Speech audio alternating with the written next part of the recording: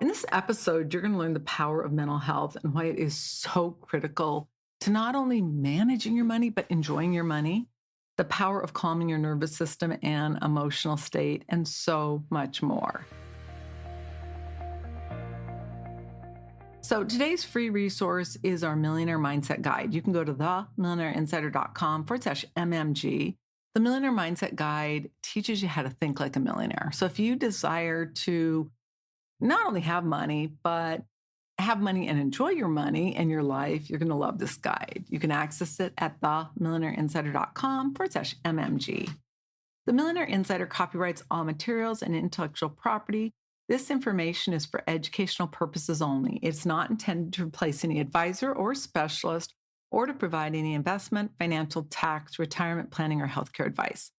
Always consult with a qualified professional, a fiduciary, before making any financial decisions or changes. For today's show notes, you can go to themillionaireinsider.com/170. If you love this content, please share it with a friend, and also go to Apple Podcast and share a comment and give us a 5-star review. We really appreciate it. Many people spend so many years focused on earning money, achieving success, only to discover once they arrive at that magical place that they're not truly fulfilled and that there's something missing. And today I'm going to share with you 5 critical insights that I would have given anything to know sooner. After advising so many successful individuals, millionaires over the last 36 years, it's really interesting the perspective you have of a rich life. And the happiest and healthiest and most fulfilled people are consistently focused on specific life skills and money skills. And this week, we're going to dive into the life skills. Next week, we're going to dive into the money skills. So let's dive into the first lesson, insight, and it's elevating your worth barometer. Now, I've spoken a lot about the worth barometer, but just as kind of a quick recap for some of you that may not know about it or know me, but it's basically been my life's work. And your worth barometer is your beliefs about yourself and your self-worth. And it determines how you show up, what you do, and what you don't do. Wealthy and successful people often have a low worth barometer, meaning you have a lot of people that have money that have a low worth barometer, but you also have people that struggle that can have a low worth barometer, but it shows up differently. So let me give you some examples of somebody that has a low worth barometer and that has low income or a low net worth. So oftentimes they'll procrastinate or they get into that inertia of making decisions. They can't get off at ground zero. It's like they are like a gerbil on one of those wheels and they just keep going faster and faster, but they're not getting anywhere. Oftentimes they settle for less than they desire or they're really capable of. They have constant self-doubt and they fear making decisions. They often stay stuck in unhealthy situations. They often believe that success happens to people out there, never them. Now, obviously, that's not good. I get it. But let's talk about wealthy people because, so there's such a misconception that your self-worth dictates your net worth. Nothing could be further from the truth. I don't know of anyone who spent more time with multimillionaires in the trenches of their lives. And there's a lot of people that have money that don't have a healthy worth barometer. But one of the most common things of wealthy people that have a low worth barometer is the disease of more. No amount of money is enough. So they get their first million and it's more. They get their first billion, it's more. And now they want to be trillionaires. It's just so interesting. It's never enough. And the problem is there's nothing out there that is going to fill that inner void. At the core level, they don't believe they're enough. And they're always chasing that being enough, proving they're enough. And the sad part about it is they rarely have inner peace. And they're always searching for validation on the outside. Oftentimes it's drugs, it's food, it's alcohol, it's relationships, it might be sex. There's a lot of different addictions, but they're searching for something out there that's going to give them a fulfillment on the inside. And that, in my opinion, is probably the most important life lesson I've learned. And I wish I would have understood it earlier because it would have really changed my life. I mean, I completely fell into the disease some more. You get 5 million, 6 million, 7 million, and you still don't have that feeling of enough. And finally, one day you wake up and you realize another million or a billion is not going to solve the issue. The interesting thing is that those who have a healthy worth barometer take ownership and responsibility. They focus on the solutions rather than the problems. I was invited to join this Facebook group, and it's all about your nervous system. And, I started reading some of the posts, and the biggest challenge in there is that people are so focused in on their problems. Now, I'm not here to judge, and obviously, if you need mental help, get it. But the reality of it is I was just reading some of these posts, and I thought, my gosh, if I spent every minute of every day, or you did, focusing in on every single thing that's wrong in our lives, with politics, with our economy, with whatever it is, we'd probably all be depressed, right?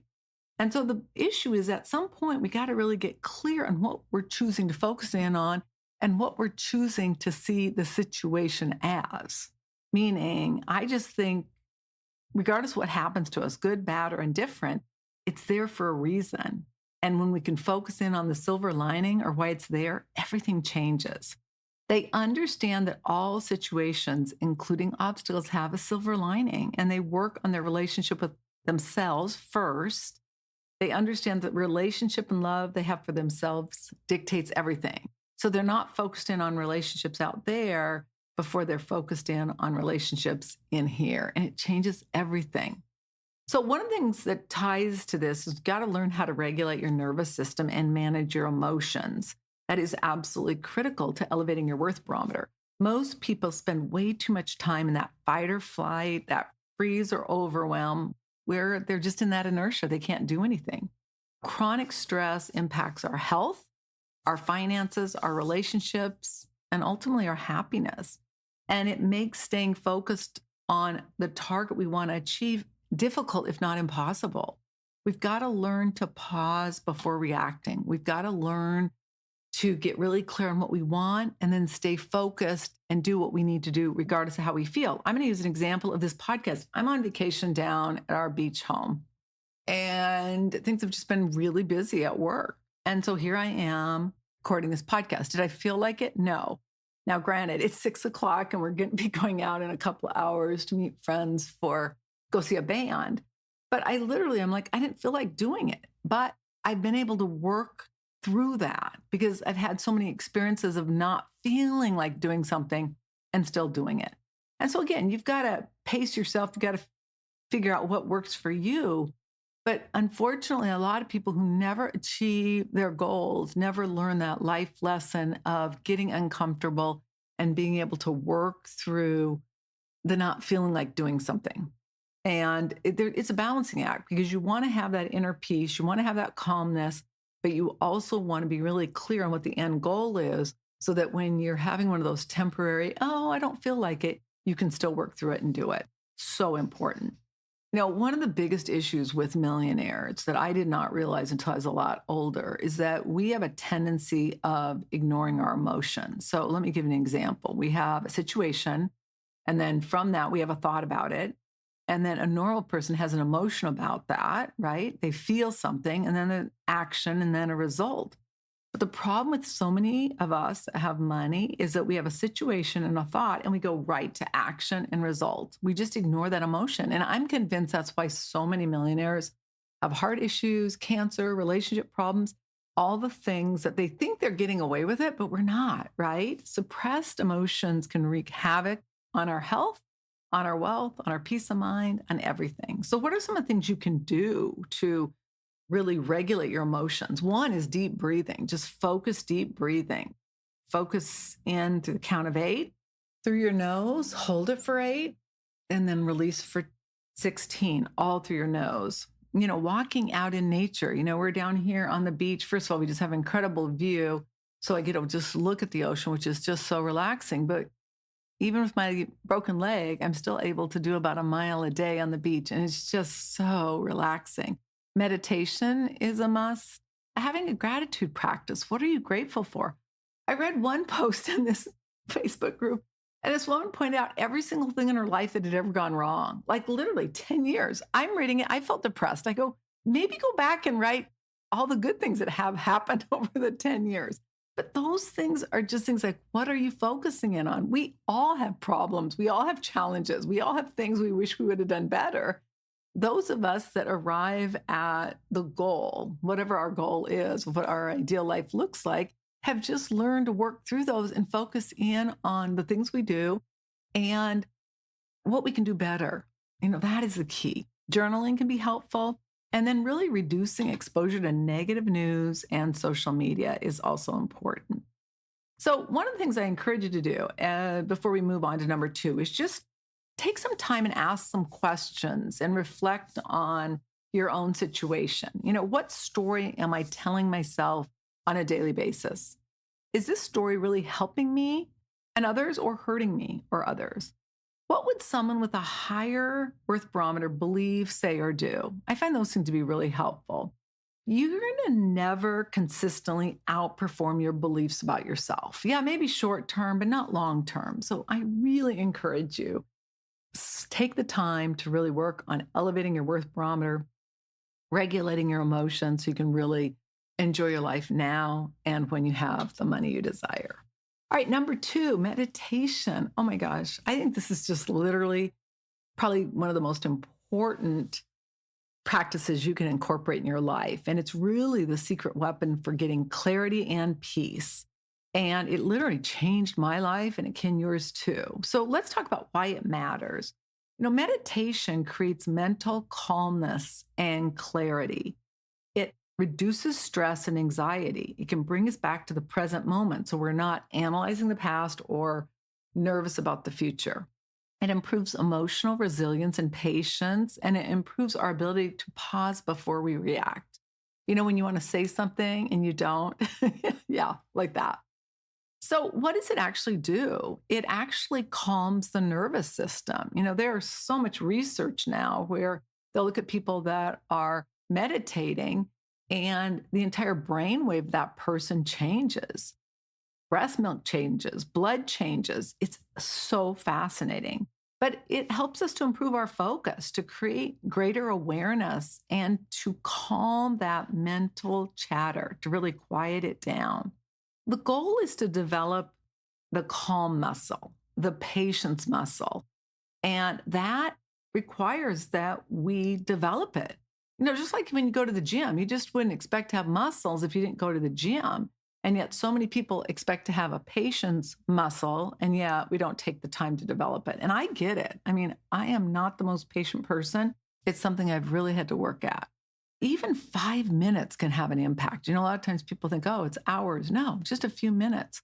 Perfection is not the goal. Progress is. So there's different types of meditation.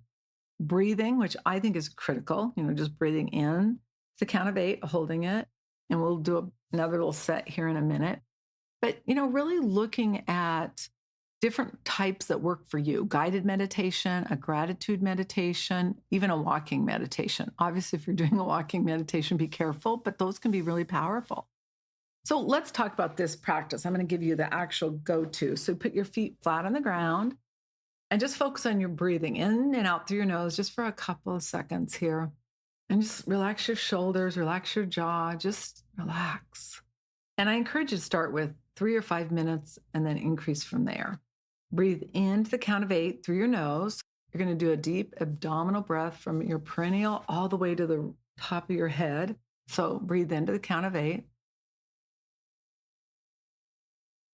Hold it for 8. And then release for 16. And then just practice that for 3 to 5 minutes. Start there and then increase it gradually. It's amazing.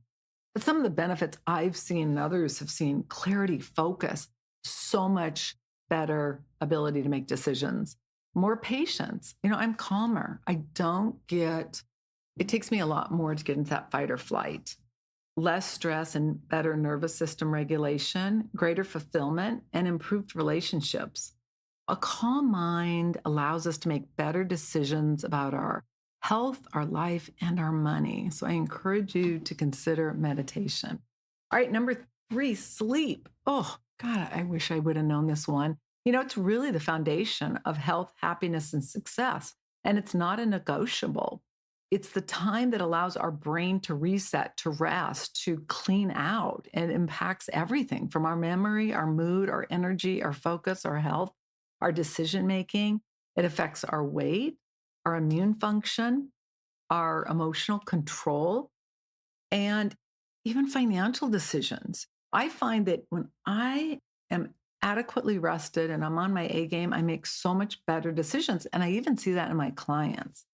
It allows us to be more productive and it helps us to reduce the risk of disease, of being overweight and obese. Obvious signs that you need more sleep or that you feel fatigued or you have brain fog. A lot of people, oh, I'm losing my mind. I'm like, are you getting enough sleep? I remember when I had my kids, I'm like, oh my gosh, I think I had pre-Alzheimer's. No, I was just sleep deprived. Started getting sleep and I was fine. We're irritable or we crave sugar or we overeat. That is such a sign you're not getting enough sleep. And some other things that you can do just to improve your sleep is 60 to 90 minutes before you go to bed, no screens, no blue screens, no distractions.